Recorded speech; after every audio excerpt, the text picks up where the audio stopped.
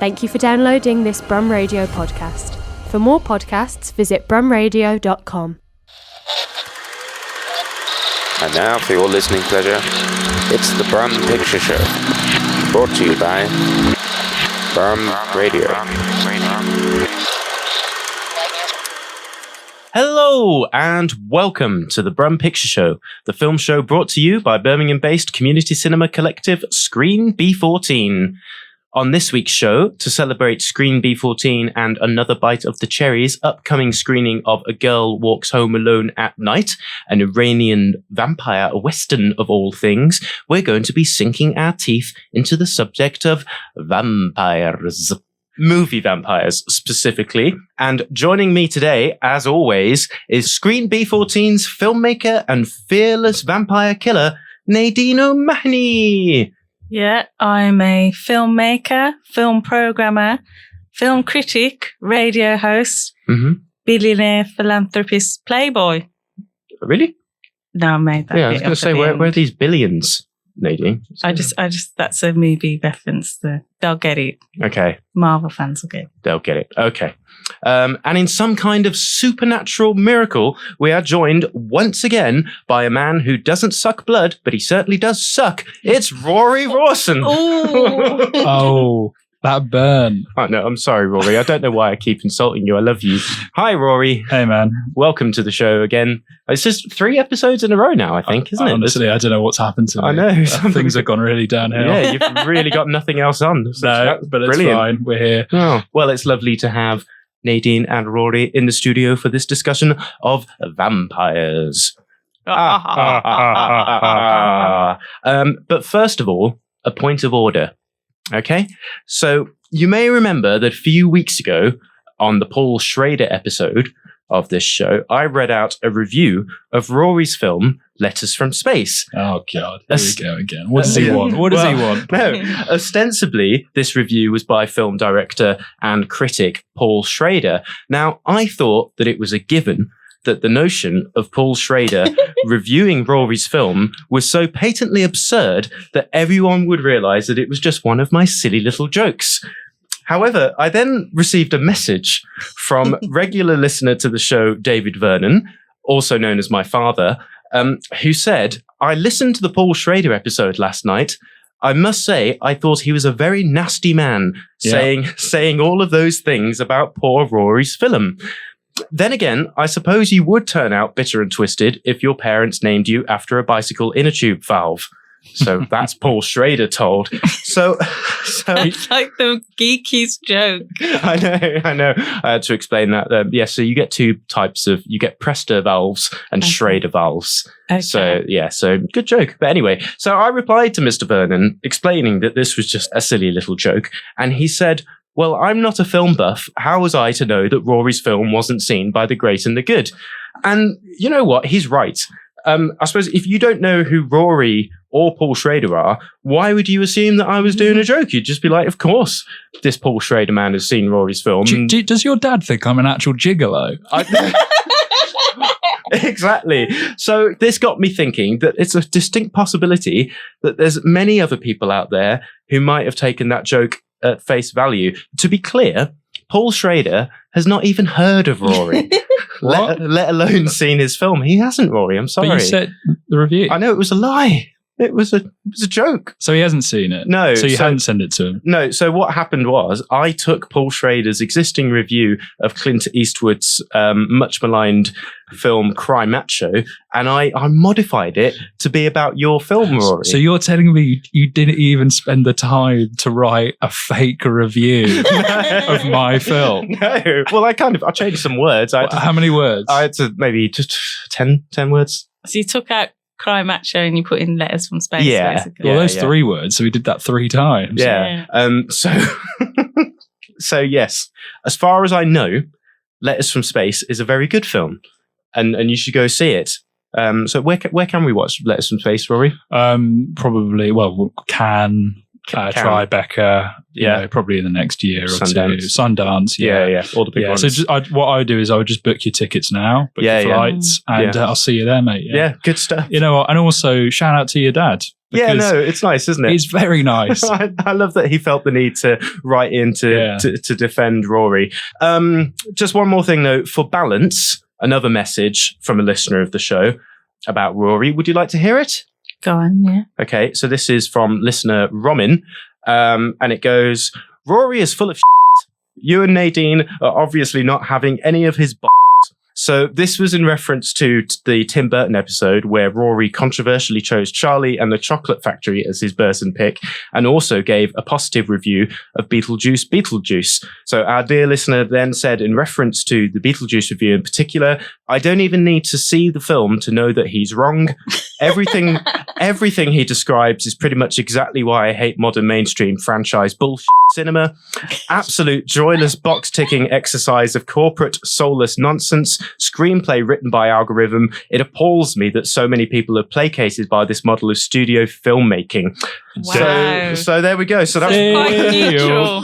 Day-o, daylight come and I wanna go home. exactly. So there we go. So we've got one pro Rory email, one somewhat against, making the overall feeling towards Rory neutral. Well, I've got something to maybe add something more positive, Okay, go on. Okay. which was an experience that I had. I met an actual fan. Oh. Yeah, and I'm a fan of that fan, so it was just a lot of fandom. Do go on. Yeah. Do go Yeah, on. well, it was when me and Nadine, we went to an event Filming in England filming mixer. an England mixer. And how it happened was I was telling a story to a good friend of mine Uh-huh. that we told in the last episode. So the one where I humiliated myself, on stage in front of 70 people and then had to run home with my tail between my legs. Yeah. So I was telling that story and someone was taking a photo of me whilst I was telling that story. Right.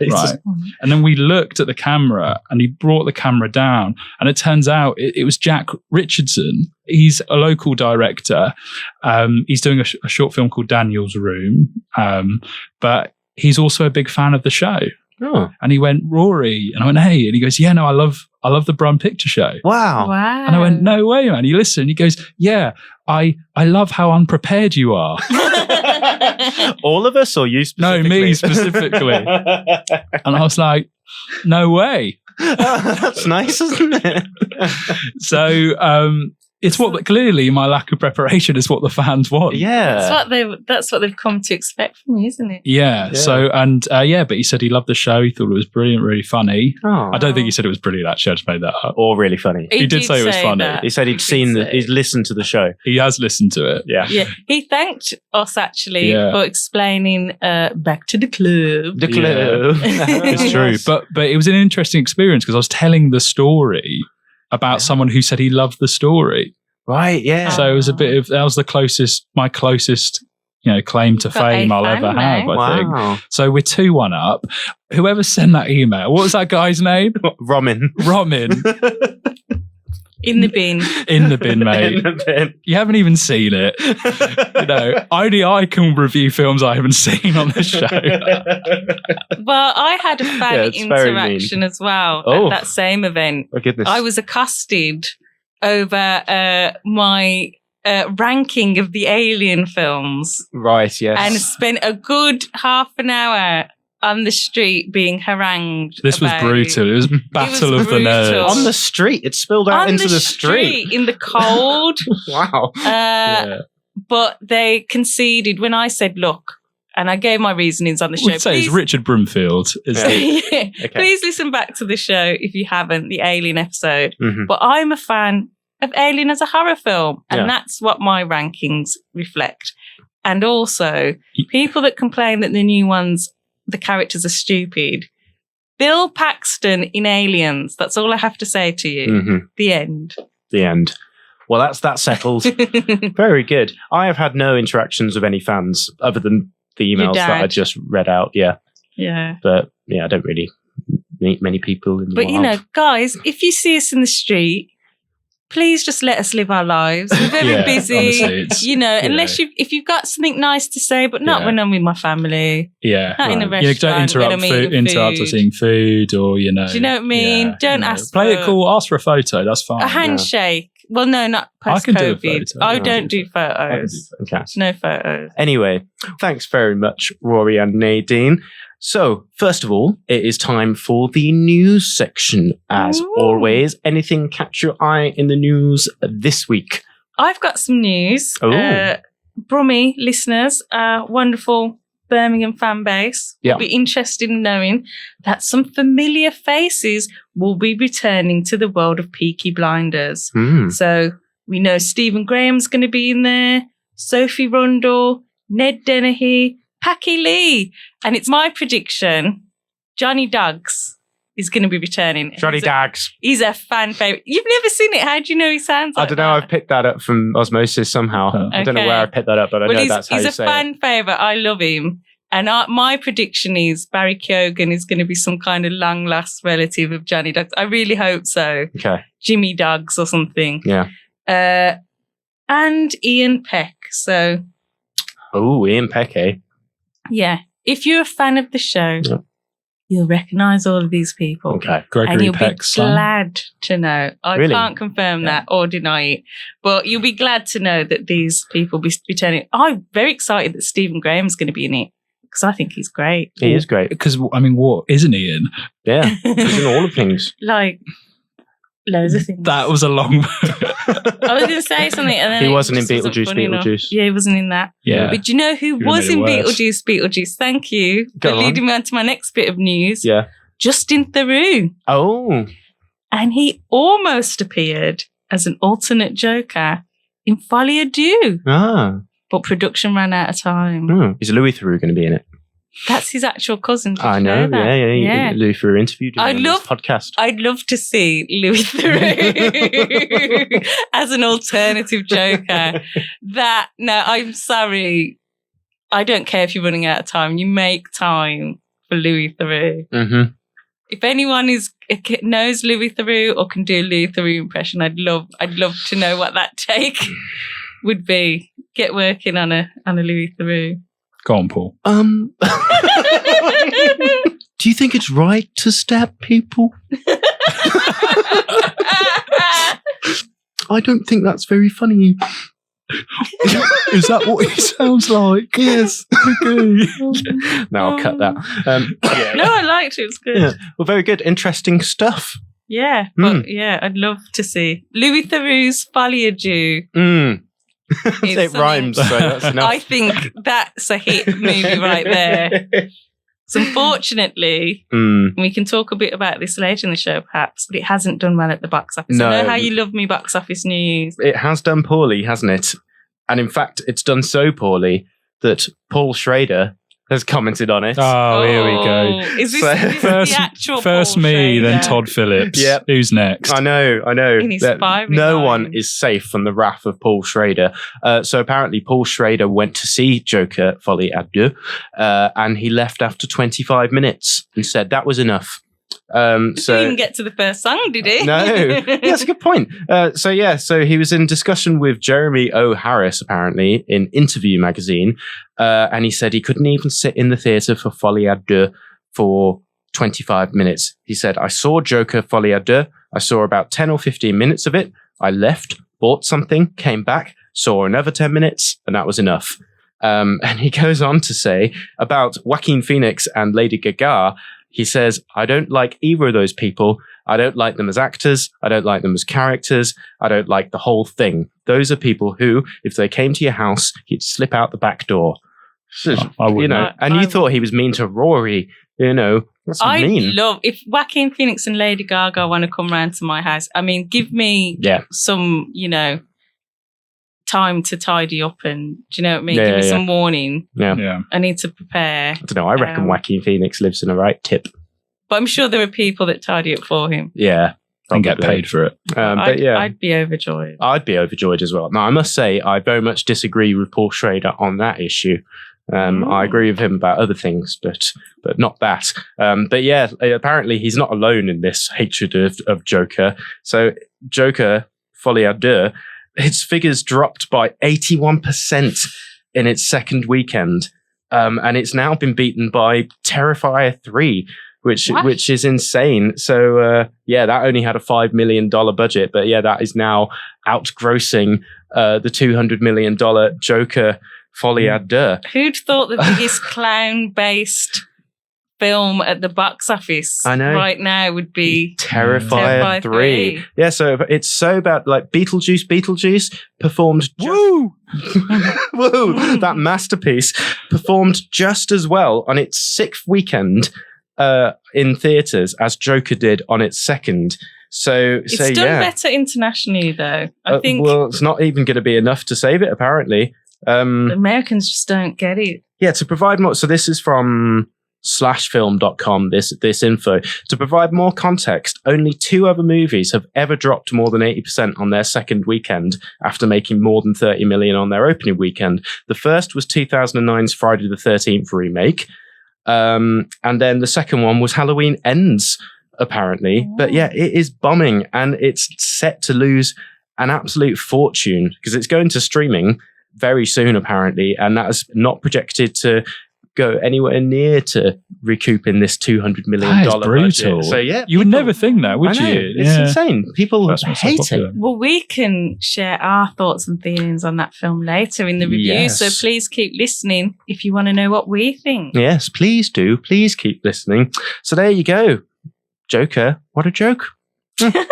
Rory, anything caught your eye? Yeah, I got some news. Oh, yeah. First one is Robot Dog is making its way home with a digital release date. What's Robot Dog? Robot Dog. Do you not I remember don't Robot know what Dog? that is. That's what Rory thinks the wild robot is.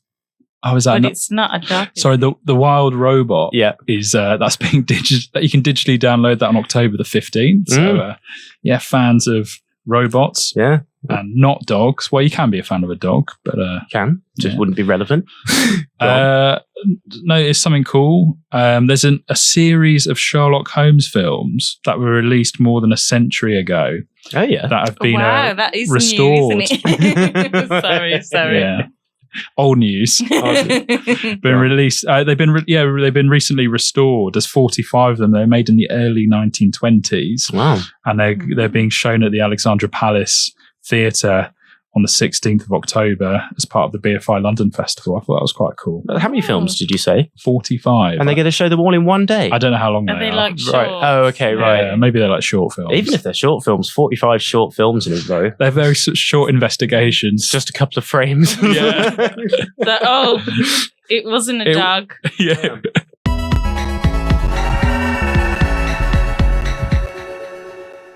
You are listening to the Brum Picture Show on Brum Radio, and today we're talking about vampires Ooh. to celebrate Screen B14 and Another Bite of the Cherry's upcoming screening of A Girl Walks Home Alone at Night. So Nadine, tell us about vampires. Wow. What is a vampire? Oh, gosh. A vampire can be many different things. There are vampire type creatures across lots of different mythologies around the world. I'm not going to get too deep into the mythological vampire and the lore of these various types of vampire because we're a film show, so I want to talk about vampires in film. But there were some influential novels and books and things about vampires that have had a huge impact on films. I think the first literary sort of English vampire was The Vampire by Dr. Polidori. And very famously, Dracula was written by Bram Stoker. But there were many, many others before him. Camilla was also a very famous female vampire who gets adapted into film. But yeah, Bram Stoker's Dracula wasn't the first vampire novel by any means. But he did manage to codify many of the things that we think of when we think of vampires, because the Eastern European legends that sort of predated these books, they're a lot different. The vampires are kind of ugly, bloody, they're kind of swollen. It's believed that they're based on sort of as corpses decompose, they kind of swell up and they might fill with gas. And people saw that and they looked like they'd been snacking on blood. and that's where the staking of the vampire comes from as well, because they thought if we stake this body to the ground, it won't be able to rise up at night and feast on the blood of its loved ones. Well, that's quite interesting because especially there seems to be two interpretations of vampire. There's the sophisticated sort of, sexy Twilight kind of version, and then there is the Nosferatu, ugly sort of demonic. Yes, exactly. And I think that's probably the definitions kind of changed, because it seemed like going back, vampires were sort of, they're often associated with disease, sort of rabies, that sort of thing, really mythologized with disease, influenza. But now they're really cool. They got a makeover for film, basically, and now we have sexy vampires, because who wants to watch a bloated blood bag? Anyway, the amazing thing about vampires is they've been with us almost as long as cinema's been with us. So we've had over 100 years of movie vampires. It's because they can't die. That's a good point.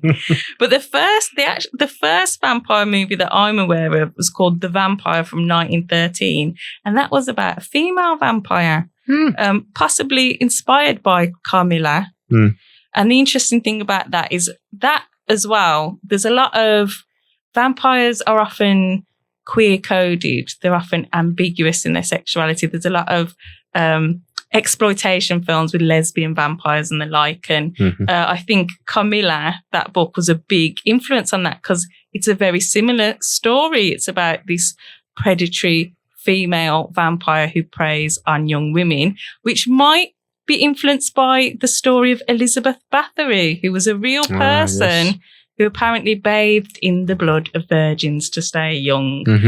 And then also Vlad the Impaler is said to inspire some adaptations. But interestingly, I've just found out today about another mythological creature, the Abatak, which was a dwarf that couldn't be killed. This sort of Irish mythological creature. And a leprechaun. It's like an evil leprechaun. Leprechaun's pretty evil. A more evil leprechaun. Oh, goodness. But apparently this could be the inspiration for Polidori and for Bram Stoker, because they were both Irish. So I don't know if that's true, but that's interesting. But after we get the vampire, we get Nosferatu, which Rory mentioned in the last episode. And we're getting a Robert Eggers remake of Nosferatu, which I'm very excited about for Christmas. And you're forgetting about my version. Yes, many versions. The Werner Herzog version. Herzdoggy style. I painted lots of rats and released them into Germany. Painted? He painted the rats in Nosferatu. To make them look gross. The vampire. The sunlight. I won't do an impression. Carry on. No, but the funny thing about Nosferatu was they were actually sued. We're lucky that we have Nosferatu. Yeah. Because the estate of Bram Stoker sued the filmmakers who made Nosferatu, because they said this is basically a Dracula ripoff. You've just changed his face a bit and his fangs, but this is basically Dracula. And they were ordered to destroy all copies of the film. Oh, yeah. That's something that people often use as an example of why piracy can be a good thing, because if there weren't movie piracy, then we wouldn't have Nosferatu. Yeah. But that's a controversial thing to say. But I also read that, going back to the sunlight thing, that's when that trope was introduced, that vampires can't be seen in sunlight. So it's not all a rip-off. That's the interesting thing about movie vampires, because they have all these kind of tropes that they've collected over the years. So a lot of the tropes come directly from Bram Stoker's Dracula. So he could physically transform. He had the power of mesmerism. He had super strength. He could see in the dark, climb walls like a spider, and control the weather, animals and corpses. On the downside, he lost his power in sunlight. So he didn't burst into flames or die, but he couldn't use his powers. And Nosferatu was the first time that a vampire that we know of died from sunlight. So they did rip it off then. Well, no, they adapted it, because that's the first time vampires die from sunlight. He didn't like garlic or crosses. He needed to be invited inside. Interestingly, I don't think we see this one a lot. Couldn't cross running water. And also he had to rest on the soil of where he was sired, which is when vampire Siring is when a vampire makes another vampire. But you can kill him with fire by immersing him in running water, which again, we don't see a lot of these days. Just not as dramatic, I guess. It seems a lot easier to do that. Yeah, I feel like, Come by this tap, Dracula. You could behead him. You could shoot him with a sanctified bullet or stake him through the heart with wood or iron. Yeah. As in iron, the metal. Oh, the metal. Okay, not an iron. Supplements. Maybe it's related to anemia. Yeah, well, that makes sense. That's what I say. Cure. Maybe that's really interesting. I thought of that. But anyway, I really want to talk about the 1930s Universal Dracula because this is. If you ask a child, if you ask anybody to draw a picture of Dracula or to do an impression of Dracula, they're basically going to do Bela Lugosi's Dracula. He's iconic. He's the quintessential Dracula in my books. He played the character. So there was a stage adaptation of Bram Stoker's novel. He played this character hundreds of times on stage, but he wasn't a shoo-in for the role. He had to really, campaign hard for it. Interestingly, they shot a Spanish language version at the same time. Oh, yeah. I think in the evenings or something. So they used the same sets and costumes and things, but they had different actors. And many people say the Spanish language version, which I think is just called Dracula, with an accent. I don't know how to pronounce Dracula in Spanish, but it's got an accent on it. Many people say that's the superior version. It's got better cinematography. Personally, it doesn't have Bela Lugosi in it. Yeah. Now, why is Bela Lugosi so iconic? Well, he was a Hungarian, and we're in the Talking Pictures era in 1931. So he had a very strong Eastern European accent, which is perfect for this character. He brought a lot of physical traits into this character, so he made him quite animalistic. He could turn into a bat.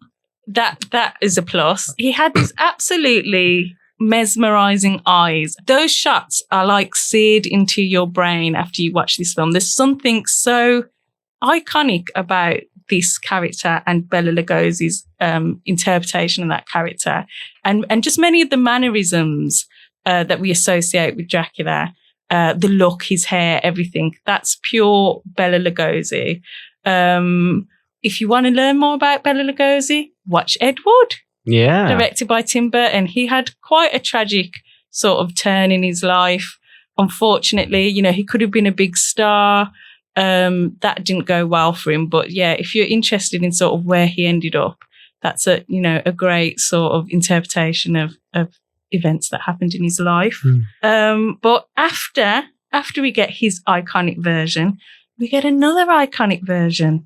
Christopher Lee, who played Dracula 5 times from 1958 onwards. Very loose adaptation of the book. So it takes some of the elements of the Dracula novel, but it changes characters' names and all of that kind of stuff.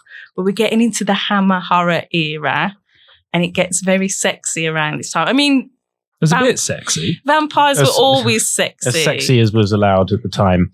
Vampires were always sexy, but they really ramp it up once we get into the... Or vamp it up. Yeah, in the 60s and 70s. But we also start to see other types of vampires from across the world. We get Kwaidan in the 1960s, a Japanese anthology horror. We get some Italian versions. So our friend Mario Bava did a couple of versions. So he did Black Sabbath, which was another anthology horror. And he also did Black Sunday, which is ostensibly about a witch, but she's basically a vampire in that film. Get into the 70s, we start seeing blaxploitation versions of vampires. Blackula, yes. We get some voodoo tied up with the vampire mythology, and this vampire gets hairy on his face for some reason when he turns into a vampire. It's almost werewolfy. Yeah. It's interesting actually, because I was going to say there's a lot of these films do involve werewolves as well.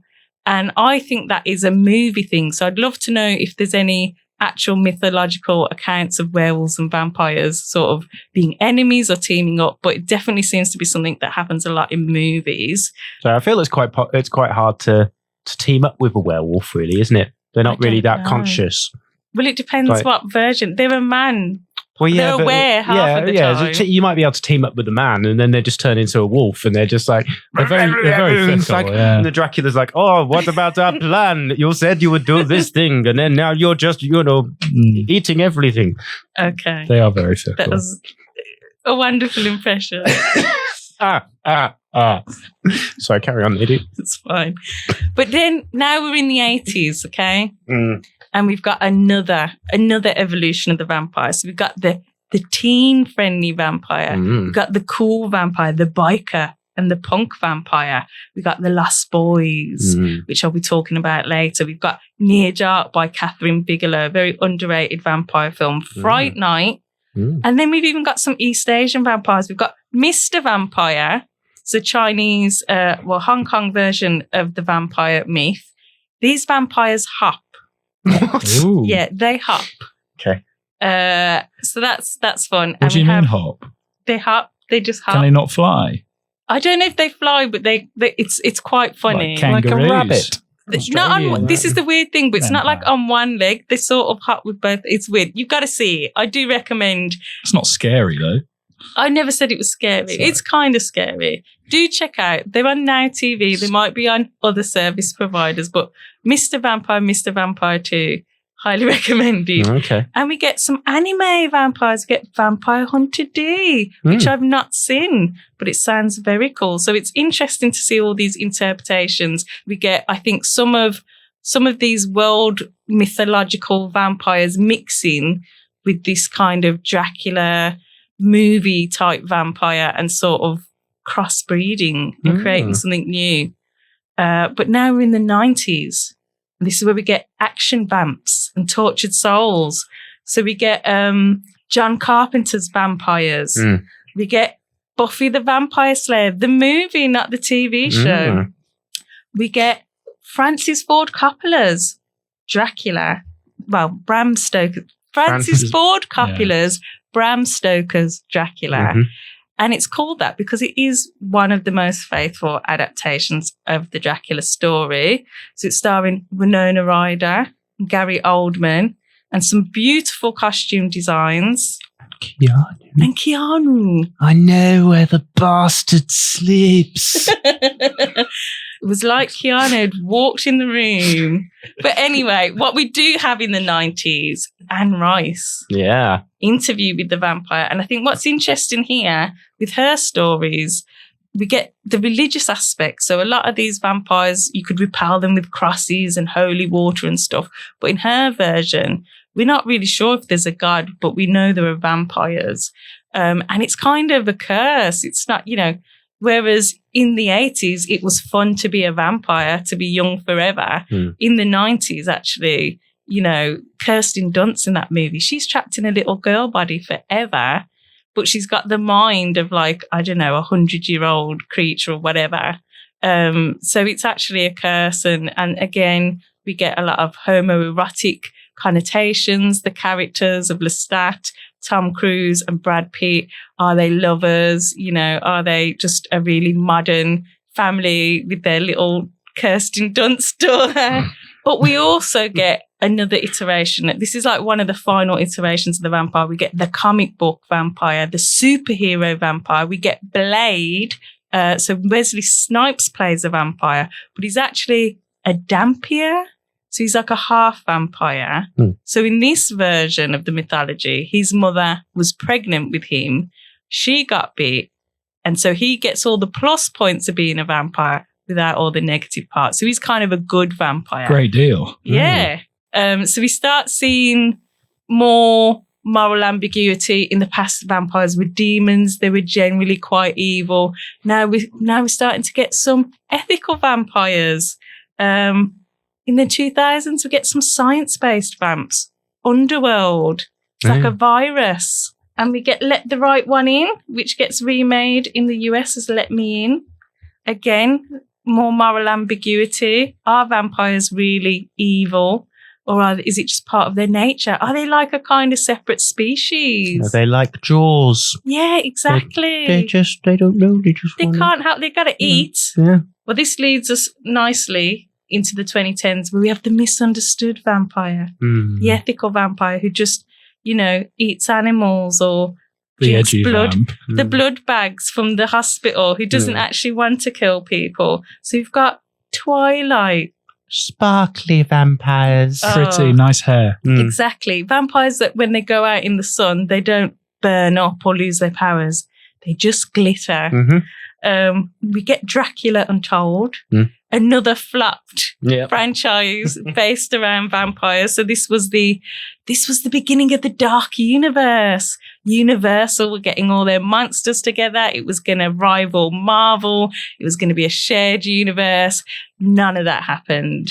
But it's interesting because that version of Dracula, you're on his side. He kind of, he's a good guy that just some bad things happen to, and along the way, he got turned into a vampire. So he's not evil. He's just misunderstood. And then we get What We Do in the Shadows. We get some New Zealand vampires, and we get A Girl Walks Home Alone at Night, which will be shown on the 31st. So I'll talk a bit about that later. Fantastic film. And now, well, take your pick. We've got all sorts of different vampires now. Vampires as a political metaphor, like in El Conde. And you get another film that I'm talking about later, humanist vampire seeking consenting suicidal person. Oh, yeah. So, again, you've got your ethical vampires. So I think it's interesting how they've evolved from these demons and these evil, ugly creatures to these quite sophisticated characters, to these sexy teen sort of motorbike gang sort of type vampires to now these quite nice, soft, ethical ones that sparkle in the sun. And Morbius. And Morbius. I haven't seen that film. Yeah. Is it good? Yeah, he got it through he got it through technology. Really? Yeah, he turned himself into a vampire through I think it's through medicine or something. So another scientific vampire. Well, I think it's more Frankensteinian than vampiric. Oh. There we go. It's my hot take on Yeah, this. yeah. Yes, there's been lots of different vampires, and it seems, Who's your favourite? Gary Oldman, isn't it? You like Gary Oldman? I like Gary Oldman. Was it I've crossed rivers of time or something to be with you? Yeah, something like that. That was the line. He Yeah. read that and he's like, I want to do this film based on that one line. I cross or rivers Oceans of Time or something. to be with you. Yeah. Sweet, Oh. isn't It's it? nice, isn't it? Yeah. Hey, what a nice chap, I love Dracula. I loved some of the behind the scenes footage of Francis Ford Oh, I've Coppola's seen that, yeah. just Gary Oldman storming off set after getting into an argument with Francis Ford Coppola. He's like, just do it right. But he's wearing such a long cape that like some runner on the set has to follow behind him, holding his cape up as Gary Oldman just storms out. It's just quite funny. But yes, I don't think they'll ever stop making vampire films, will they? I mean, I think they kind of go in waves a little bit, maybe. They're like zombies. They come in and out of fashion, but we just can't help ourselves. People love vampires way more than they love werewolves. That's true. There's not anywhere near as many werewolf films, yeah. although there is that Wolfman film coming out soon. Is there? Yeah. Oh, is that about a werewolf? Yeah. Yeah, well, we have Supposedly. werewolves in Underworld. So we have the vampires and the werewolves fighting against each other. Yeah. And then in Twilight as well, the vampires and the werewolves don't like each other. No. And Van Helsing. They're natural enemies, aren't they? Yeah. And so What We Do in the Shadows? Yeah. again, I think that's a movie trope. I don't think that comes from any mythology Or or real life. It's not or real. books or anything. No. But it's interesting. They love each other, really. Yeah. I think it's just nice to give them an enemy, something, Yeah. Mm. what a vampire's afraid of. Yeah. Werewolves. Mm. That's what they're afraid of. But yeah. But yes, very good. I feel that is a good overview of vampires and vampire mythology and whatnot. But as is custom, we're now going to choose a vampire film each to talk about in some detail. And Nadine, I believe you are going to talk about something rather 80s-y. Yes. Yes. This was a no-brainer. This is one of my all-time favourite films. It's Joel Schumacher's The Lost Boys. Yeah. I'm very excited to talk about this. Mm-hmm. It started off, the title might remind you of something. You might think, oh, Peter Pan. And then you watch this and you go, that wasn't very Disney. That wasn't very Peter Pan. But it did start off as more of a kind of adaptation of Peter Pan with these kind of more childlike vampires. The idea, I guess, that the Lost Boys and Peter Pan, they never grow old, do they? They're children forever. And it was originally going to be shot by Richard Donner, who'd done the Goonies. Yeah. Which makes sense for it being a more kind of kid-friendly vampire comedy. Richard Donner went on to do Lethal Weapon. And so he sort of lost interest in this project, but it was still a good script. So they asked Joel Schumacher what he thought. The studio brought him in and he wasn't very impressed. He said he was a bit arrogant at the time. He didn't want to make Goonies go vampire, is what he called it. But they said, just read the script, tell us what you think. He read the script and he said he would do it, but they'd have to age up the vampires, make them teen vampires, make them cool and sexy. So yeah, that was his kind of take on that story. I love it. It's one of the most 80s films you'll ever see. It's got an absolutely fantastic cast. We've got the Coreys in their first pairing, so Corey Feldman and Corey Haim. If you're a bit younger, you won't know who these guys are, but they were the teen heartthrobs of the 1980s. And after starring together in this movie, they went and starred on in a bunch of other movies, and they were called the Coreys. We get Jason Patric, Keith Sutherland, who were very good friends at the time. We also get Diane Weist, coming off an Academy Award win for Hannah and Her Sisters. Joel Schumacher said she was his first choice for that role, but he just never thought that she'd agree to it because she was an Oscar winner, and he was so pleased when she did. And we have loads of it. We have Alex Winter from Bill and Ted playing a big part in this. He just graduated from film school. He's a filmmaker now. He makes documentaries and things. So excellent. It's really the who's who of like the 80s. And some other fantastic character actors in there as well, such as Edward Herrmann. The story is set in Santa Carla, which I only realised not long ago isn't an actual place. Yeah. So if you want to go and visit Santa Carla of the Lost Boys, you are out of luck. But if you go to Santa Cruz, you'll realise that it's basically the same place. So the famous boardwalk, the roller coaster, the beach. Joel Schumacher chose Santa Cruz because it was actually kind of a beacon for runaways and transient teens, which ties in nicely to the story of the film. And it's also, anyone who's watched the film will know it's the murder capital of the world. And actually, it might have been at the time because there was a number of serial killers operating in Santa Cruz. So that may be where some of the idea for the film came from.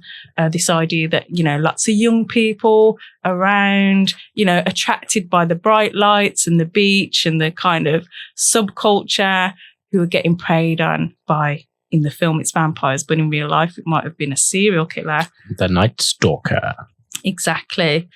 But it's a fun movie in a lot of ways. It is a dark film. It is a horror film, but it's a horror comedy. And it does both. It balances both really well. So when it's funny, it's really funny. A lot of the humor comes from the Frog Brothers, who basically think they're commandos. They've watched too many Rambo movies. They work in a comic book shop owned by their hippie parents, who seem to be not very present. And they kind of run amok with Corey Haim's character. And it's an interesting one because it's an early, this is before Blade and before Marvel, but this is an early kind of idea of the comic book vampire sort of informing how they treat the vampires in this film. They're kind of nerds, basically. They're big comic book nerds. But I love this film. It's endlessly quotable. It's fun. Great soundtrack. And it's got some amazing cinematography. There's some shots in this that it boggles my mind how they did it in the 80s. There's like this helicopter shot that turns into this other shot. It follows, partly because of budget. They didn't want to show the vampires flying. So a lot of it is like POV, but it's done fantastically. And I've no idea how some of these shots were actually pulled off, whether it was with miniatures or whatever. But Joel Schumacher is a a brilliant technician as well as being very cool and a fun director. But I love it. It's just, I've probably watched this film more than any other film, possibly. We had it on VHS. We wore that VHS out. We bought another copy. Then I got it on DVD. I've seen it at the cinema several times. I just love this film. And if you are from the 80s or if you love the 80s, you'll love this film too because it's so nostalgic. Very good. I've only seen it once, a long time ago. You need to see it again. You seen it, Rory? Classic. No. Okay. And We have nothing to add. invented the mullet. Did it though? Yeah. Well, thanks, Lost Boys. Kiefer Sutherland was That's a good told. thing. Kiefer Sutherland was told. Well, that's how 80s it is. It invented the mullet because Kiefer Sutherland was asked to keep his hair long, but he wanted it short, so he kind of did both. That's cool. Really? Yeah. Are we really giving Kiefer Sutherland the credit for the mullet? If you don't think Kiefer Sutherland invented the mullet, then do write in and tell us who did at pictureshow@brumradio.com. Yeah, please do. You are listening to the Brum Picture Show on Brum Radio, and we are talking about vampires today. Vampires. Vampires. That's right. We've just heard Nadine talk about the Lost Boys and indeed vampires in general. And now it is time for my choice. And I'm going to go for a classic that was marketed as Vampires, No Interviews. This is full-on action gore fest, one of the least subtle vampire films of all time, From Dusk Till Dawn from 1996. So, From Dusk Till Dawn, if you've not seen it, it's from Robert Rodriguez and Quentin Tarantino, hot off the success of Pulp Fiction and Desperado. They were the indie film darlings at the time. Like, honestly, the level of success after Pulp Fiction hit and everything, it was, it could do no wrong. So yes, From Dusk Till Dawn is a great one because it's kind of like the opposite of what Nadine likes in a horror film, in that it isn't a horror film at all for the first half of the film. So it's just a straight up Quentin Tarantino, outlaw road movie for the first half of the film. So it's George Clooney with one of his first big, or maybe the first big role post ER. And Quentin Tarantino, of course, is his brother in this film because that's plausible. And they are on the run, having killed 16 people. Quentin did the casting. Yes, he did. Oh, yes, we'll get on to Quentin's fingerprints in this film later on. Hopefully not footprints. Well, funny you should say that. But anyway, they've got a hostage who things don't really work out for, and then they come across a family with an RV who they hope they will be able to help them get across the border into Mexico unnoticed. So the patriarch of this family is Harvey Keitel, of course, of Reservoir Dogs and Pulp Fiction, who plays a preacher struggling with his faith, and his daughter is the excellent Juliette Lewis, and their son is played by Ernest Liu, who doesn't even have a Wikipedia page, but he's good in it. He's very good in the film. So anyway, after getting across the border, they decide to celebrate at a Mexican bar, the name of which I can't repeat on the radio. But then it quickly becomes apparent that not all is as it seems. So yes, I think this is it's one of the great genre shifts in cinema, and it's a shame that few will ever experience it not knowing where it's going. And I realize by mentioning the film in the context of a vampire special, I'm giving it away myself. But I don't think it's really possible for you to go into this blind, because even if you watch it on streaming services, like all the pictures and stuff, and like you buy it on DVD, it's clearly a vampire film. So I think the best way to experience this film is channel hopping on TV and then just catching the beginning of it and then just watching it, and then you'll be shocked. But not if you've listened to this show. Not if you listen to this show. So basically, when you've listened to this, just forget about it, and then hope that one day From Dusk Till Dawn will be on TV, and then you'll be surprised won't by be able it. To, Paul. No, I know. The show's unforgettable. You'll never be able to delete this show from your mind. That's true, Rory. That's true. But anyway, so it's a shame that very few people will get to experience this film as intended, because it really is great. Because you just think, oh, normal film, and then all of a sudden, vampires, all sorts of stuff going on.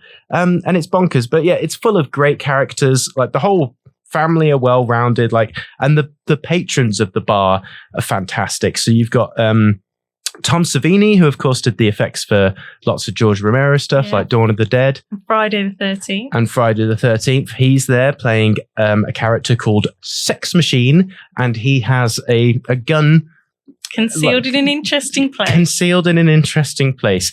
We've got Michael Parks as Earl McGraw doing an excellent Southern drawl. And of course, the Earl McGraw sheriff character also appears in Kill Bill and Grindhouse. And then we've got Danny Trejo in there as Razor Charlie. And then we've got Cheech Marin from Cheech and Chong playing multiple roles. And then we've also got Salma Hayek. And if you were ever in any doubt that Quentin Tarantino wrote this film, there is a scene in this film where Salma Hayek feeds Quentin Tarantino some liquor by putting her foot in his mouth and pouring booze down her legs.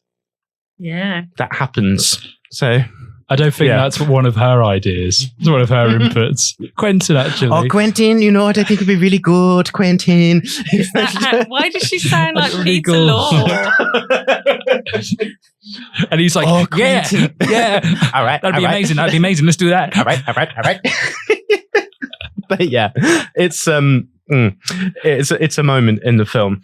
But yes, it's such a fun film, and I just love it because it's just there's no subtlety at all. It's just gore and like mad makeup effects. So the makeup and gore effects are from Robert Kurtzman, who also wrote the story. And apparently Tarantino wrote the script for Kurtzman in exchange for Kurtzman's company doing the ear effects in Reservoir Dogs. Oh. Although you don't really see much ear effect in Reservoir Dogs, most of it's off screen, but still.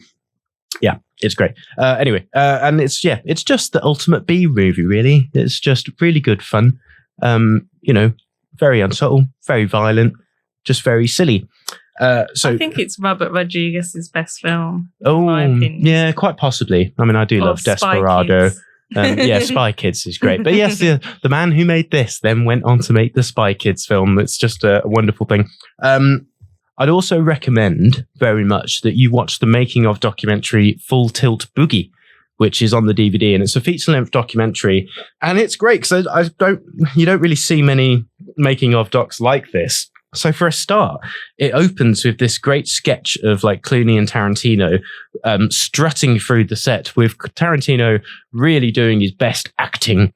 Trying to be cool, like walking down the set corridors and just generally treating runners like dirt in an amusing way, but also in a way that you think, I bet they actually were acting like that on set towards the runners. But anyway, so it follows them going through the set, and then they come through a door, and then they walk into the actual film, and then the film is happening. You're like, oh, that's good. But it's a really good making of documentary because it's it doesn't actually go too much into like the development or of the film itself. It's more about life on set. So it interviews like second ADs, it interviews craft services people, and it interviews the assistants. Like one of the assistants is wearily talking about having to go to Taco Bell for George Clooney, and about how Quentin Tarantino has to have his Wacky Races mug on set, and she's just been sent out and just had to go to miles to make sure Quentin had his Wacky Races set. What a child. I know. Is that real mug. though? Is that for abuse? I don't know. Well, that's the thing. The line is kind of blurred in this film because you don't know, because there's bits that are kind of played for comedy, but then you also think, I bet that's real. So there's this bit where Quentin Tarantino is jokingly talking about how he could have any woman on the set.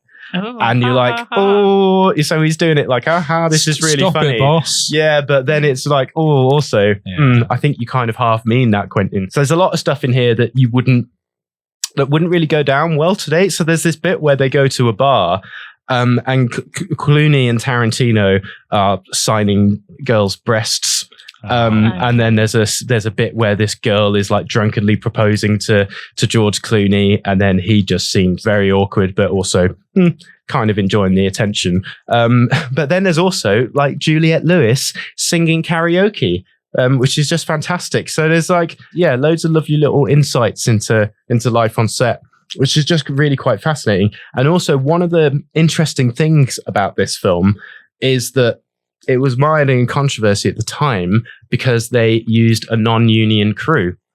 And this is something that Robert Rodriguez in particular was used to doing because he was kind of like a one-man band when it came to filmmaking. So he'd be, the dolly operator, he'd be, editor, and he was used to taking on multiple job roles. And that's not something that the unions were very happy about. So it was this whole thing at the time where they were having fights with the unions, and it was, getting a lot of bad press. And then, so a lot of it is about the legal struggles with all that. But then there's also bits where they're like talking to the camera crew and they're talking about how they've just done 18-hour shifts and being fed terrible food. And you're just like, maybe the unions aren't so bad. Okay. So it's just really interesting to watch from that perspective. But I'd really recommend it as a making of doc, because it's not your normal kind of making of thing. It's just a really fascinating look behind the scenes.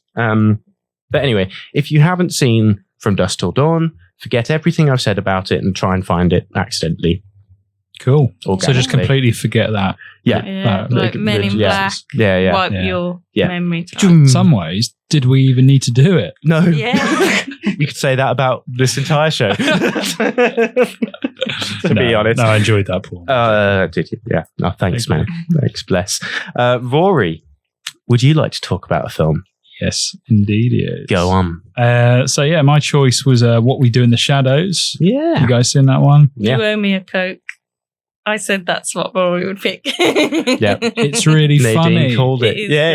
Yeah. It is. It's a great film. It's a great film. In a way, we've all chosen horror comedies, in a way, Yeah, that's interesting. thinking about it. Why is that, do you think? Because we're such funny guys. Or we just don't take vampires seriously? we don't take anything seriously, do we? No. Anyway, Oh, well. carry on. Yes. What We Do in the Shadows. I love this film. I think I did see it in the cinema as well, actually. Yeah, I think I did. Yeah, I was, and I loved the. Sorry to bring up TV, Flight of the Conchords. Mm-hmm. One of my favorite shows. So I was really excited for this, and it definitely didn't disappoint. Because by the same people who did Flight of the Conchords, starring and co-directing Jermaine Clement and Taika Waititi. Taika Waititi. Which I should know that really, because he's basically one of the most famous directors. Yeah. Well, people have turned against him now, but He's still famous. they didn't like the last Thor film he did, so he's been cancelled by the internet. Because they didn't like Thor. They didn't like Thor. Oh well, he's got some good ones. Yeah. Hunt for the Wilder People again. Yeah, it's good. Yes. But I really loved it. It was a really funny film. It's about some vampire roommates who share a flat in the suburb of Wellington. And it's a complete spoof and subverts, obviously, the vampire genre. In some ways, they're more afraid of, domestic duties than they are just human beings, I think. The first shot is, it's very low budget. So a lot of it's done handheld, but it's just of a hand coming out the coffin and switching off the alarm, which, it's such a funny little gag, and it continues in that vein, really. But it's that fake documentary style, which I think allows the low budget feel. I find low budget films can really get away with that if they sort of say it's sort of a fake documentary. Mockumentary, exactly. In which a crew who are sort of filming these four vampires in a because they're part of a secret society in New Zealand that gather every year for a special event called the Unholy Masquerade. But thankfully, the crew members wore crucifixes, which granted them protection throughout the entire film.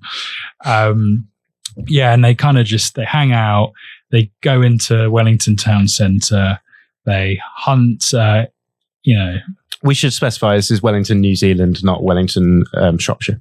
Yeah, no, don't. There's no vampires there. No, they're like a 24-hour flight away. So they go in, they prowl the streets, they find humans, delicious humans. Who, again, I feel like when you picture, Kiwis, they're always quite unassuming people. I don't think they don't deserve to be eaten, really. No, not like anyone does, but They're Kiwi so fruits, polite. Stu. Yeah. They're so polite. Yeah, they are so polite that they probably would just accept it, Yeah, like probably Canadians. Go, oh, never mind. Yeah, That's all right.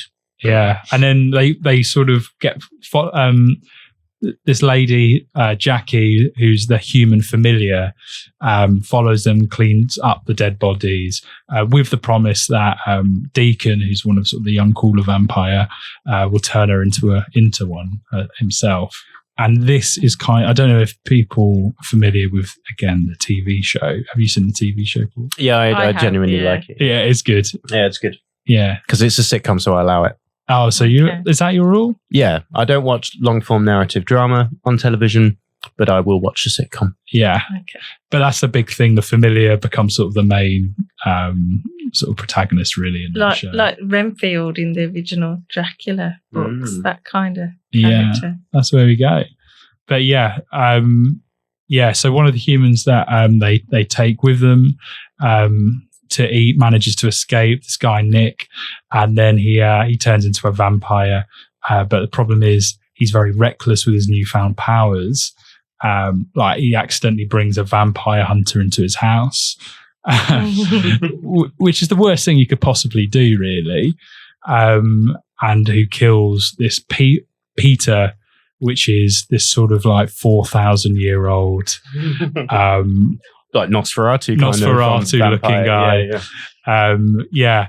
So that, it's really funny. It is really good. And it kind of feels more like, to be honest, a sketch show in long form. Yeah. I think that's how it started, right? Or Yeah. something? It started out as a short film. It started out as a short film, which was basically a load of sketches. And, if you're a fan of, especially like Jermaine Clement, the comic timing in it is really amazing. And it's like low budget. It's 1.6 million as well.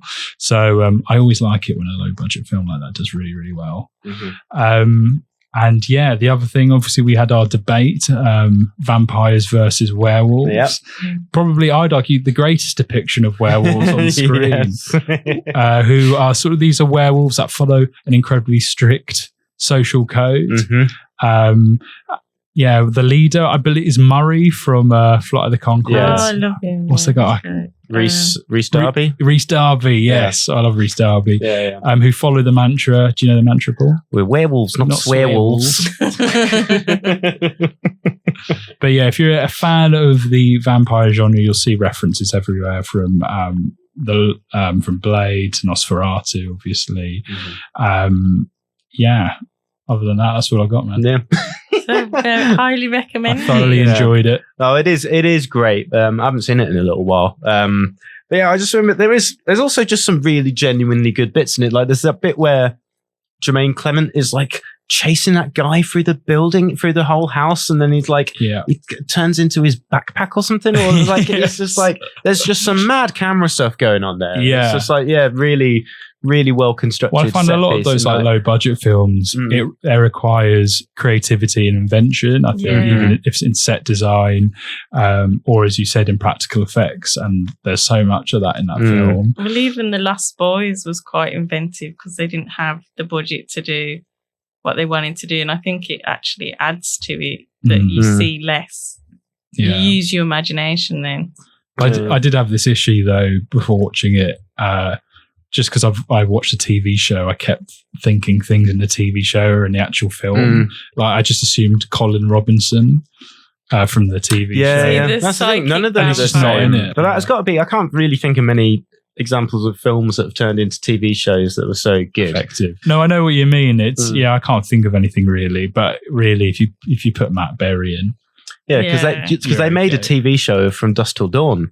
And it was rubbish. Because it was just a longer version of the film. It took like 3 episodes for them to get past the gas station or something. I watched it, and that was my problem, and that's what put me off TV adaptations of films. Because even though it was good, it wasn't that it was bad; it was badly made. But it's like I know exactly where this is going, and it's just taking a really long time to get there. Yeah. Whereas what we do in the shadows, it's like it's a separate group of vampires. It's in the same universe, but it's a different group of vampires in a different country, and it's so well done. And Matt Berry's there, and and Natasha Demetriou, and there's like an understated sort of, I guess, New Zealand or Kiwi humour throughout, which I really love. Which is why Flight of the Conchords is so great, I think. And I just love that. It's amazing. You are listening to the Brum Picture Show on Brum Radio, and today we have been talking about vampires. So we chose this topic of vampires because of our upcoming screening of A Girl Walks Home Alone at Night. But by sheer luck, it also happens that there is a vampire film in the cinemas at the moment. And we didn't know this. We were just like, we're going to go to the cinema. And we're like, a vampire film. How appropriate. So that film is another adaptation of Stephen King's 1975 novel, Salem's Lot. So oddly enough, despite Salem's Lot being one of the most famous Stephen King novels, this is actually the first film adaptation of it. Don't you know? So there was a miniseries in 1979 with David Soul and another in 2004 with Rob Lowe. But there's never been a film, possibly because there's a lot going on in the story. So this film was apparently announced back in 2019 and shot in 2021, but then its release was delayed multiple times due to COVID-related delays in the post-production realm, apparently. And then for a while, there was a thought that maybe this film would go the same way as Scoob's Holiday Haunt and Batgirl and the Coyote versus Acme movie, in that it might just be shelved and just turned into a tax write-off. But it was confirmed by Warner Brothers that it would be dumped straight onto Max, their streaming service. But over in the UK, it's actually had a theatrical release. And I honestly find that surprising, to be honest. So this version is by Gary Dauberman, who wrote the recent It films. So I think that says a lot. And he also wrote a few films in the Conjuring universe, like Annabelle and The Nun, which also says a lot. So yeah, Salem's Lot is about a writer, naturally, as most Stephen King books are about writers. You know, he likes writing himself into things. But yeah, he turns up to his hometown that he hasn't been to in many decades to do some research on himself. And as he goes through the town, he develops a romance with a local girl who's trying to get into real estate. This really sounds like an idea you would think of by just going, right, what do I write about? Yeah. I'm a writer. What do? I go back to my town. And there's a girl. There's a lady. She's very pretty. Yeah. Exactly. And she really likes me. And she's coming on to me all the time. And then there's vampires. But it also turns out there's some spooky goings on in Salem's Lot. So a strange character has taken over the local curiosity shop or whatever it is, and also a spooky house that the locals have avoided for decades. She's very psycho. Yeah, very. It's basically the Psycho House. Yeah. Or the Amityville Horror House or whatever. And yes, this mysterious man has also taken shipment of a mysterious coffin-shaped box. God, it's very mysterious. It's very mysterious. So much mystery. I wonder what it might contain. And then some kids go missing, and then it becomes apparent that there might be some vampiric activity going on, and all the characters are very quick to accept that vampires are real and all seem very well versed in vampire mythology. It's almost like they maybe knew there were vampires. Yeah, maybe. So yeah, this is a fun one. So a lot has changed in the world and in filmmaking since the last adaptation of Salem's Lot. So you might wonder how this film has made the story fresh and interesting and updated it for a modern audience. And the answer is they haven't. So there you go. So yeah, for a start, it's set in the 70s, I think. It seems to be. It seems to be because you don't see around in 70s cars. They're driving around in 70s cars. I don't think it's explicitly said what time period we're in. Well, they're playing 70s music on the radio. Yeah, and they've got drive-in cinemas and stuff. Yeah. And so good on them, I suppose, in that way, because it's quite, it would have been cheaper to set it in the modern day, but instead they got a load of classic cars in, so that's nice. But yeah, this is perhaps not just because of its period setting, but it's perhaps one of the most dated films I've seen in a very long time.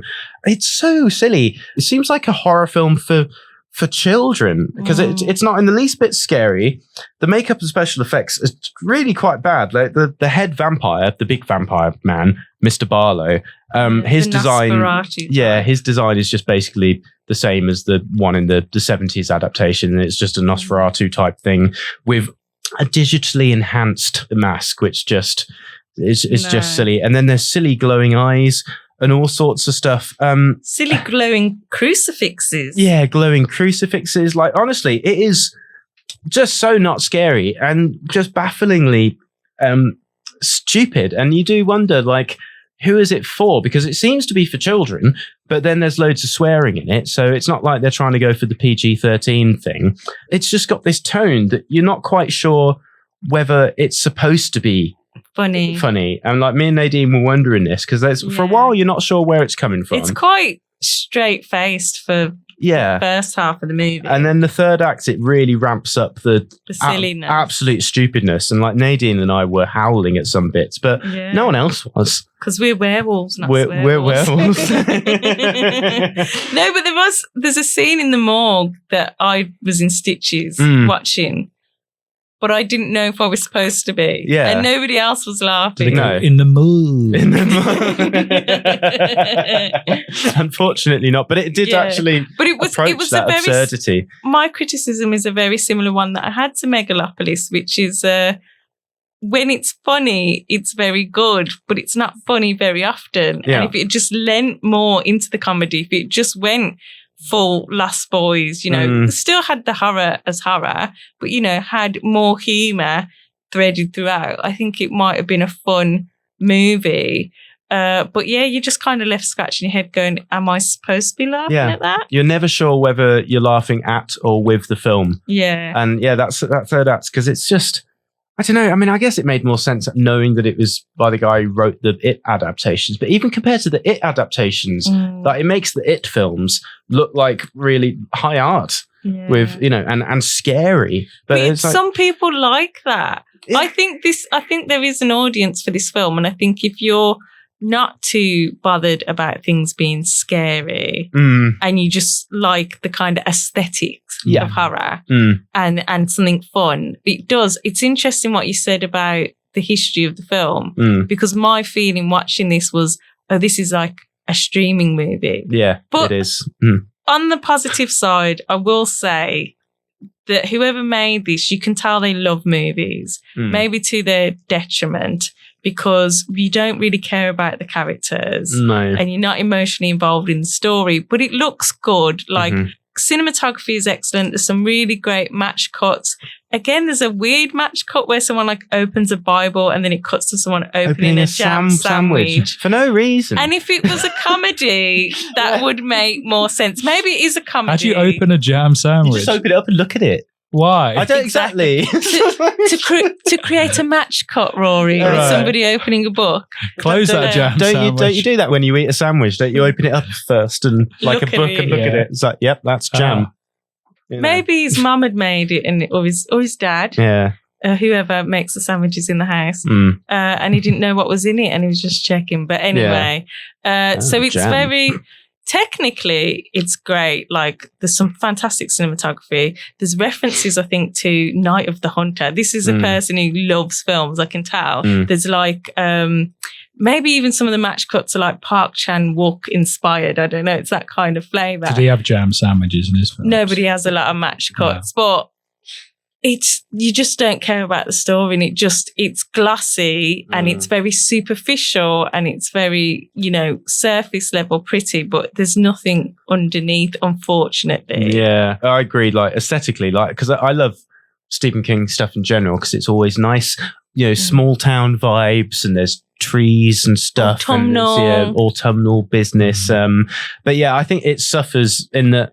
Like the whole thing with Salem's Lot, and this is probably why it hasn't been a film yet, is because most of it's about all the characters, there's like in the town, and there's like so many Stephen King things. You spend about half the time just exploring the characters. Is it an ensemble type film? Yeah, it is an ensemble, but here, like, because it's only about 100 minutes or whatever this film, a lot of the character stuff is just very, very thinly developed, and there's loads of stuff that's so the Stephen King novel's an ensemble, but The film. But yeah, isn't. well, no, It the is film an is still an ensemble, ensemble, but but that you don't really see much. There isn't really much of the character stuff Yeah. beyond like the author and that love story. Yeah. But so that's why, the other adaptations have been 3-hour-long miniseries or whatever, because there's a lot of character stuff to get through. And this, it just cuts out most of the character stuff and it's just like, vampire stuff. A lot Here of you go. exposition as well, Yes. which doesn't help. No. But yeah, ultimately though, I mean, I did enjoy watching it. There's some It was creative just- kill. I think yeah. the kills towards the end, there's some creative. There's a really weird, I don't want to spoil anything, but there's like an 11-year-old boy in this who kills someone. Not a vampire, a person. And Murders a man. it's so like just brushed over. I know. It's so insane. And the whole storyline, again, I don't want to spoil too much, but the reason that the author's there's a reason that he's in that town. And there's no payoff to that. And I don't know if that's to do with the book, Yep. that it's a straight up. Does he 'cause ever write? I haven't read the book and I haven't seen any of the other previous adaptations because I hate it when people judge things against a book. I'm judging this solely on itself. And for me as a horror fan, I didn't love it. But there are people who like this kind of thing. So if you do like the It films, if you do like Annabelle, if that is your type of horror, The Nun, then you might really enjoy this. But again, there's not a lot of substance to it. It's all style over substance, I think. Yeah. But a romp worth seeing. Yeah. I just wouldn't pay money to watch it. Get it on streaming. Get it That's on what I'm saying. streaming. There we go. So yeah, that was Salem's Lot. One Brums up. Sure. One Brum's up from me. Yes, Okay. one Brums up. One Yeah, Brums up. one- So how many you got a Brums up? I've given it one Brum's up as And well. then you a Brums up. So that's Yep. 2 Brums up And you've given it 0 out of Brum's 4, up. but I didn't watch it. So Okay. that's 2 out of 4 Brums. There we go. So it's like average. Average. basically. Yeah. Almost a recommendation. Yeah. Yeah. Yeah. So there we go. If you weren't listening to the last show, you'll have no idea what we're talking Oh right, about yes. now. We do the Brums up system now, okay? Yeah. When we're Yeah. reviewing films. Well, because the Rob Reiner test apparently isn't good enough. Yeah. It's a mark of quality. Rob Reiner test doesn't work on an individual film. That's So fair. this is our, That's fair enough. instead of thumbs up, Mhm. because with the Brum picture show, we give Brums Brums up. up. And how many Brums have you got? We've got 2 each, haven't we? 2 Yeah, Brums 2 each. Brums each. Yeah. Yeah. There we go. Okay. So we're Yeah, getting so this two- system 2 out of down. 4. Yeah. Yeah, so yeah. it's a Yeah. very limited system. Yes. Well, very good. So we mentioned this earlier. Joker. So regular listeners to the show will know that we're not the biggest fans of the original Joker on the show. I think it's all right. Well, Rory and I in particular are not fans. In fact, I think we found it reprehensible and offensive. It's Yeah, I agree with derivative. Derivative. And I boring. didn't love it, but I thought it was a decent film. And Okay. depressing. Exactly. I like that bit. That's my Yeah. favourite bit. I love depressing. However, I must say, not only did I not hate Joker Folie à Deux, I might even go so far as to say No. I liked it. Oh my But But I liked it too. importantly, but partly, I think it's because this film seems to be going out of its way to troll the fans of the original. This is like an anti-sequel. Everything that you'd expect from a follow-up to the original film has just been thrown out the window. So you remember the last film where Joker winds up starting a countercultural movement with legions of followers? Yeah, I hate that. Yeah. Barely even going to address that. Good. Maybe for like a minute at the end. Great. So instead, we wind up with a prison drama / musical that then turns into a courtroom drama at the end. Nothing really happens in the film. Arthur kind of gets an arc, but not really. And the original story is not built upon in any way. It's like a big old joke. And, so for that, I was kind of on board because nothing makes me happier than angry Joker fans. And I can't think of many films that show such a disdain for its target own audience. audience. Yeah. Honestly, it's like this show. Oh. So I guess, yeah, because I mean, We love you, really. however, I must say, I'm not going to give Todd Phillips any credit for this. I still think he's a vacuous filmmaker and should be outcast. You didn't like The Hangover? No, I did not. Oh, it's sequels. Well, it's sequels, but it seems here the credit must go to Joaquin Phoenix. So this is what happens when a studio cuts a blank check and doesn't know how to say no to Joaquin Phoenix. Like, there's so many mad bits. My favorite of which being when Arthur decides to represent himself in court at the end and starts speaking in a Southern drawl. Like, Your Honor. Your Honor. He's like the chicken. May I approach the bench? He is like the chicken in Futurama, the chicken lawyer in Futurama. I think that was the inspiration. Yeah, genuinely. So that just comes out of nowhere. And it's just mad. So it's just like, clearly it was just like no one knew how to say no to Joaquin. And then you just wind up with this stupid film. And, you know, of course it looks nice. And I kind of like the musical numbers and all that. Lady Gaga, she's just brilliant. She's a magnetic screen presence. I think she's lovely. And she can sing all right, too. She sings all right. And I think she should be in more films. So yeah, I'm not going to say this was a good film as such, but it's bloody interesting. And the fact that it exists is remarkable. And you know, it's just the result of that, the lightning in the bottle moment that was the success of the first film, leading to one of the biggest budgets for what is essentially an art house insult to its audience. So brilliant. And also means we'll probably never see Joker 3 now. Because it's even just better. tanks, Exactly. So I'm all right with that. So yeah, but I am amazed by how much audience are taken against it to this level. Like, it's, you know, It's almost a mob. Yeah, exactly. I mean, I knew it was set to do badly, but the way it's tanked, it's just. But yeah, I got to say, I kind of recommend it. There is this theory on the internet that this is all intentional, that they wanted the movie to bomb. I don't believe that. Yeah, I genuinely believe. Why would that be the case? Because that's what people think. some It's kind of just one producer's those- thing, like. Yeah, like a tax write-off, but it doesn't make sense because they've released the film. Yeah. It's not a tax write-off. Yeah, they think it's like, you know, the producers, the film, where they go, let's make a really terrible Right. musical. Ironically, a musical. Yeah. So they have seen them. Yeah. But I don't think that's the case. I believe that everybody involved in this film sincerely were trying to make a good film. Honestly, the performances are really good. And I was worried about Joaquin coming off Napoleon. I thought, you know, Todd's going to have to rein him in. I didn't know what to expect from him. He does as good a performance in this as he does in the first film. And I do think he does an excellent performance in the first Joker film. Lady Gaga's very good in this film. The singing is good. You know, yes, they're singing in character, so they're a little bit raspy in places and stuff intentionally. This is not, you know, Pierce Brosnan in Mamma Mia singing. They can sing.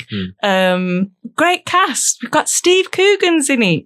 We've got Brendan Gleeson's in it. I love it. Gleeson's in it. Yeah. And they all do really good jobs as well. And it's beautifully shot. The cinematography is fantastic. If you like the cinematography in the first film, this takes it to another level.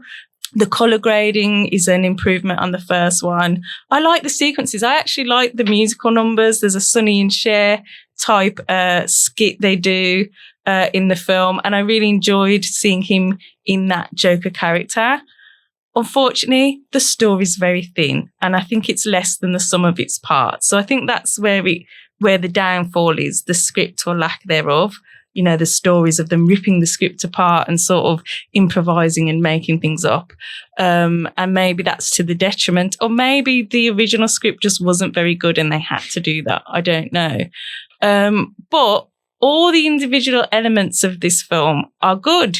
It's just quite slow. It's quite slow. It doesn't have a drive like the original film. It opens really weirdly, actually. It opens with a cartoon sequence, which actually kind of sets the tone. But yeah, and I think everything Todd Phillips wanted to say, he said in the first film. And I think they both just wanted to come back and play with this character again, this Arthur Fleck character.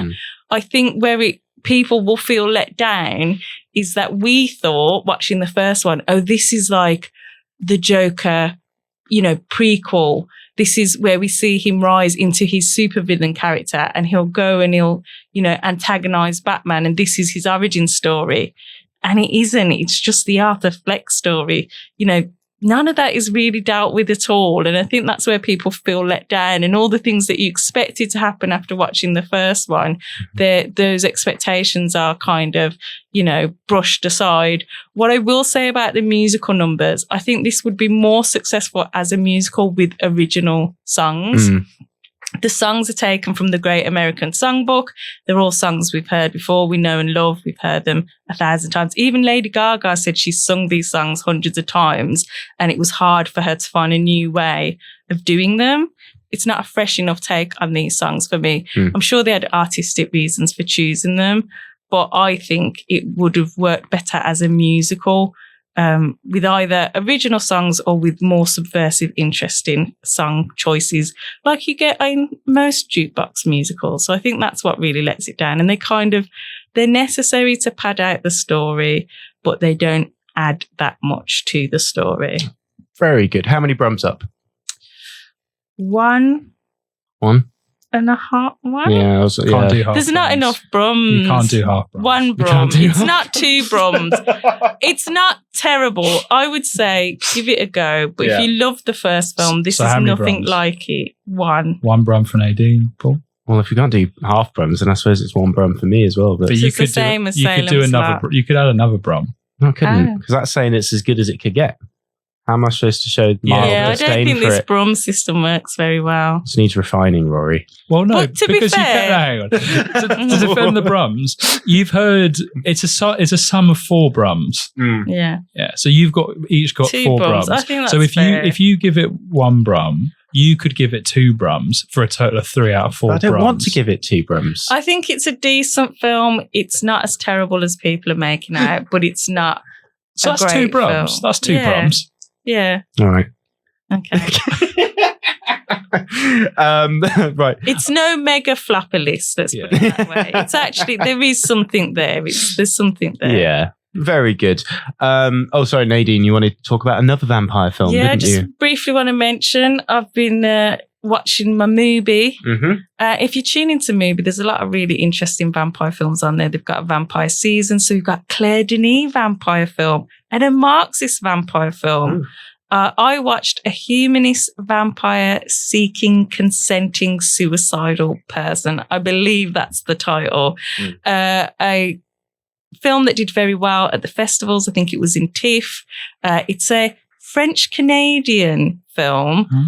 So it's all in French. Quebecois. Quebec. I can't even say that. But yeah, it's a French-Canadian film. And I think if you like, it did remind me a lot of What They Do in the Shadows, because it is that kind of gentle comedy. It was interesting. This take on the vampire is she was born a vampire. And that is never explained how that happens, because in most vampire myths, vampires can't reproduce. But she was born a vampire, but she just grows really slowly. So she's like 80 something in this film. And she needs to feed, but she has a kind of, I don't know what you call it, like performance anxiety. So she just can't, her bangs won't come through.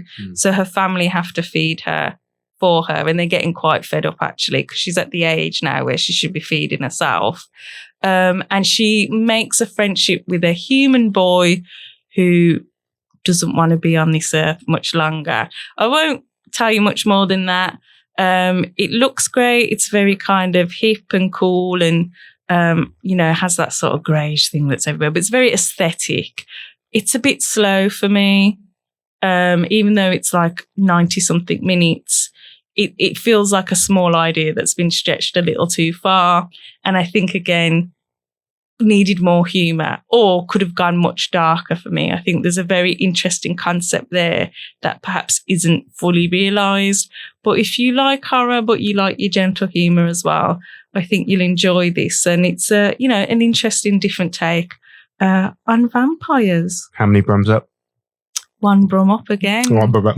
Cool. 1 out of 1 2. Brum. Very good. So a decent film. I didn't love it, Okay. but worth a watch. Thanks, Nadine. Rory, I think you've seen a film. I have. Wow. Yep, I saw. Do you wanna tell us? Yeah, I went to the BFI screening Ah. in Birmingham. At the Mac. At the Mac, yeah. Oh. And I went to watch Blitz. Ah. Which I was excited to I wish watch. I'd seen that. Yeah. It was, okay. I wanted it to be something. I wanted it to be something really good. Steve McQueen. I love Steve. When you hear Steve McQueen, you're thinking, yeah, let's go. Let's buy my ticket. Yeah. Bums on seats. Yeah. Brums on seats. Brums on seats even. But it wasn't for me, to be honest. Yeah, it wasn't for me. Just for context, it's a historical war drama written and directed by Steve McQueen. It sort of follows this young boy called George, who's played by Elliot Heffernan, who's this very, very, very young kid in his film debut. And it follows him as he sort of navigates sort of a war-torn London. And for me, again, as someone who's like a big fan of history, I was really looking forward to seeing it. It's also starring Saoirse Ronan as the mum, and then it's got Harris Dickinson in it as well. And then it's also got Stephen Graham. He kind of pops up in it as well. But yeah, it starts off amazingly. Like, it's got this opening, which you're right in it. It's handheld shots. There's firemen trying to put out a fire. Bombs are coming down, and it's really about this fireman. He's wrestling this fire hose, and it's just knocking people out. And it's really interesting because you wouldn't even think about sort of that struggle, why is this fire hose causing such destruction when there's bombs sort of being dropped, down from above? And the first 10 minutes you're thinking, this is going to be a Steve McQueen classic. This is brilliant. But then it kind of falls off the rails. And really when the young boy, he leaves home, as a lot of sort of young children did, they had to leave London during the Blitz, to live out in the country. He jumps on this train, heads to the country, and he's because he's a mixed race kid, he experiences racism. He feels out of place. He decides, I want to go back to London. I'd rather do that than I'd rather jump back off this train than go to the countryside and be with his mum again. He jumps off the train, and then you're thinking, oh, this is going to be some sort of adventure film, like this sort of children's adventure. And I thought this could be a really interesting tone. What's it like watching a child come back home through navigating the countryside alone whilst the destruction of the world potentially is surrounding him? But it doesn't do that. He doesn't do that. He meets loads of cool friends along the way, but then he just abandons them, really. And then he comes back to London, and we just watch him navigate the Blitz. But the problem with it is everything is happening to him. He isn't causing anything, which is always, I think, a problem in storytelling generally. So, when he goes into the underground and there's a massive flood, he has to sort of manage that. He then meets these jewelry thief people, which Stephen Graham is leading them, which is such a naff performance. Like, he's slapping his head. He's got this sort of Cockney accent. It's completely over the top. But again, everything happens to him. He doesn't sort of cause anything.